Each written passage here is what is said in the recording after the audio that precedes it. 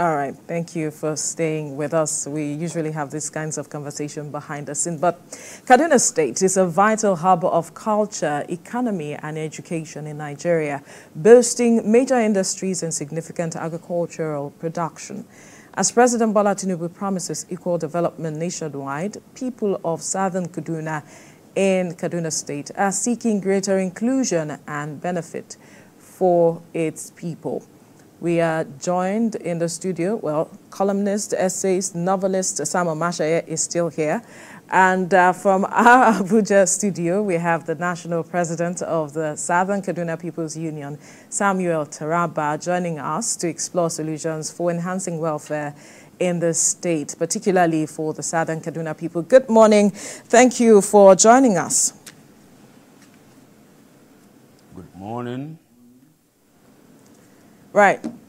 Now, let's begin with the recent statement coming out of your union commending the current administration of the governor for how he stepped in to, address certain issues with regards to the protest and some other issues around the people of Southern Kaduna. And there's the question of how proactive has this current administration been at addressing the issues that the people of Southern Kaduna has faced over the years? Okay. Thank you very much for this opportunity. I'm sorry. The current government of Kaduna State, led by His Excellency distinguished Senator Uba Sani, it's a clear departure from what we heard from his predecessor. And we have seen that he really meant business with his 7-point agenda, particularly in the areas of inclusiveness and, delivery of dividends of democracy. And on the issue of the protest, yes, we commended him because, first of all, he called a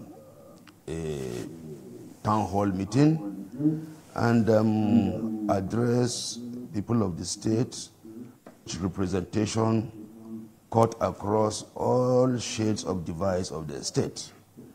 And he was very thorough in his address. And at that point, he even said that the leaders of this protest should make themselves known so that, government can do the needful. Protest is something that is a right to citizens of every country. But this right does not is not absolute in itself, because your right stops from where the right of the other person begins. And considering the fact that Kaduna have witnessed quite a number of protests, and at the end of the day, it gets out of hand. People are killed, properties are destroyed, and government's primary responsibility is protection of life and properties of the citizens. Security is topmost. So there is need for caution to be sure that we don't run into a situation where,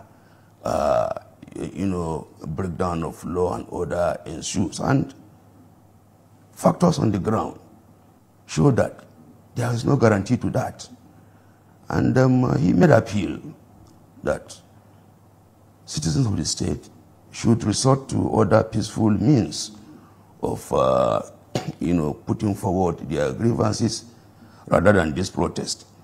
Yes, the Southern Kaduna People Union, even before then, had made quite some considerations and came to the conclusion that no, this protest shouldn't be. And we opted out of it, and also canvassed the support of others, to toe the same line. And that's what we did. The government is proactive. Yes, proactive in the sense that it has taken measures to bring about restoration of confidence. And one of these measures is inclusiveness. And reasonably, our people are included in this government. And in terms of execution of projects, there is fairness. For example, I have with me on records, and it is verifiable. 73 projects were executed. Mr. Taraba, if I may cut in here, this government. If I may cut in here, you talk about inclusiveness. Yes. Could you explain in greater detail what the vision of SOCAPU is and how it is working either within its groups, because there are so many ethnic groups in Southern Kaduna, not just one. How you guys are working together with the government, in terms of galvanizing the resources of Southern Kaduna, because Southern Kaduna, for instance, leads in ginger in the rest of the country. And how are you trying to amass the resources, in the context of your new leadership and the prosperity of your people? Okay.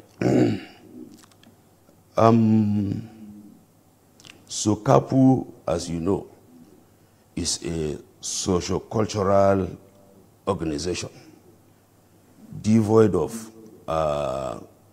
ethnic or religious differences. It is all inclusive. And in this, our union, at the point of board of trustees, we have Christians, we have Muslims, and, all the tribes are members. In terms of appointment of people into our committees, we also reflect this unity in diversity. And our objective run across virtually all the ideas of democracy, particularly peace, unity, orderliness. And our approach is that of dialogue and even partnership with the government to ensure all-inclusive participation. And by this, there is peace and there is confidence restored amongst the people. Now, these are factors to economic development. Without unity, without peace, you cannot talk of economic development. And to a large extent, it also helps in fostering security. So this has been our approach, and that is how we have been going. Well, Southern Kaduna has actually experienced different kind of security challenges, in the past, especially in the previous administration. But then you're praising the current administration of Governor Basoni of, making the Southern Kaduna feel very inclusive. But considering the 10-man committee that this administration actually, brought on board to return the displaced residents, back to their places, how do you think, or how can you assess the effectiveness of this initiative in stemming the tide of insecurity in southern Kaduna? Yeah.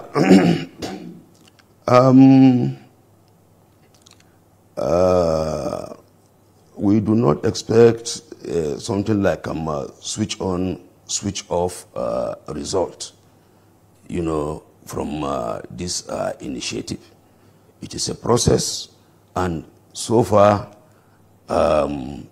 it is going on well, and we believe from the way it is going, we shall get to the intended destination. And for the initiative by the government to alleviate sufferings of the internally displaced persons, the government have demonstrated this by action in terms of relief materials and some other things to help victims. And very instructive. Of recent, there have been these incidents of school children trying to cross a river, which 6 of them got drawn. Immediately, government swung into action.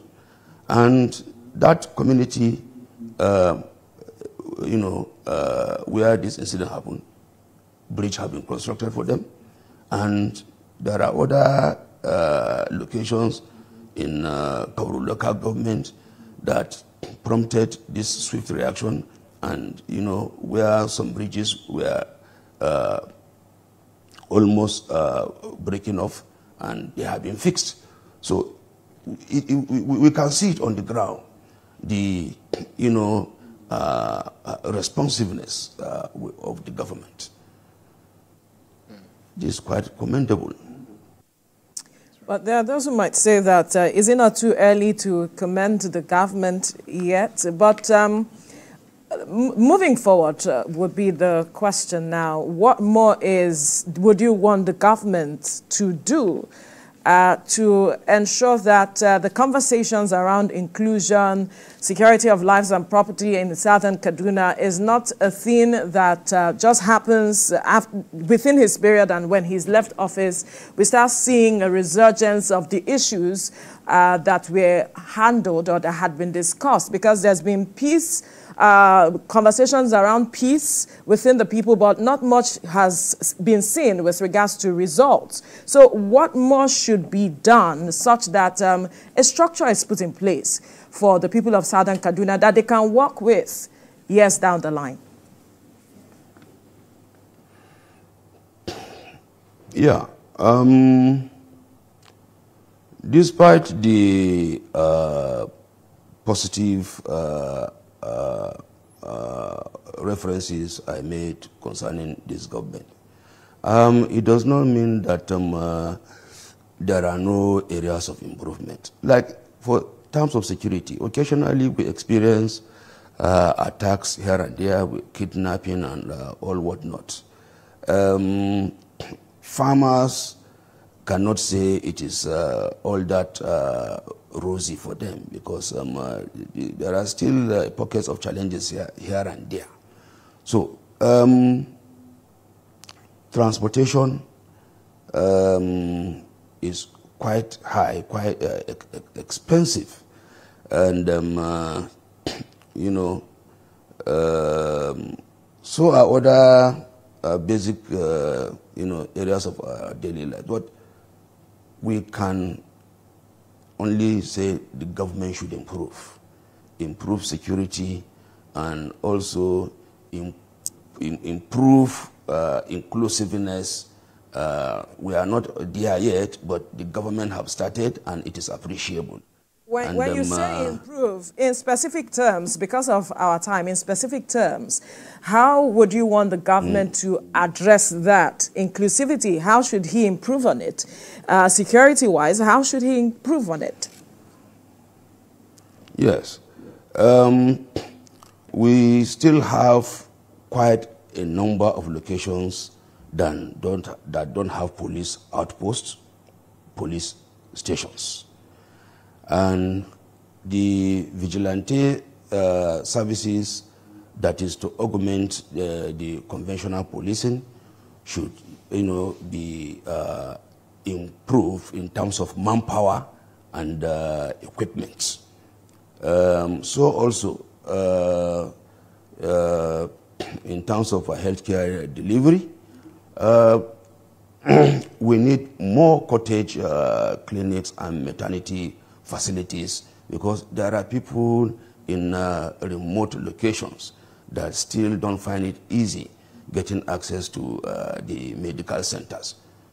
Okay, Mr. Taraba, just for a brief answer, so that when the president appointed the CDS from southern Kaduna, there was jubilation. How among the people in southern Kaduna, how is that playing up, especially with regard to emphasis and security in that part? Yes.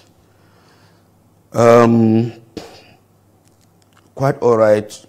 There was jubilation when one of us was appointed Chief of Defense Staff. And this appointment is not to the benefit of Southern Kaduna people alone. That is an office at the federal level with mandate to cover the entire land space of Nigeria. And General Chris Gwabin Musa, as we know him, is a professional soldier to the core. And we believe he is somebody that is not given to the biases of politics. Right. He executes his job professionally. And we have seen how the insecurity across the state and even the country at large has been mitigated. So our jubilation has been justified. Great, and that's a fine place to leave this conversation because our time is up. We need to wrap up our conversation here. National President of the Southern Kaduna People's Union, Samuel Taraba, we must thank you for your time, though short, but the crux of the matter has been discussed. We must also thank you, Samuel Mashaye, for spending your time with us this morning. That's where we wrap up things on the show this morning. Thank you, Ibrahim. Before you say, I knew it. I knew it. I thought she would. Anyway, remember that the views and reactions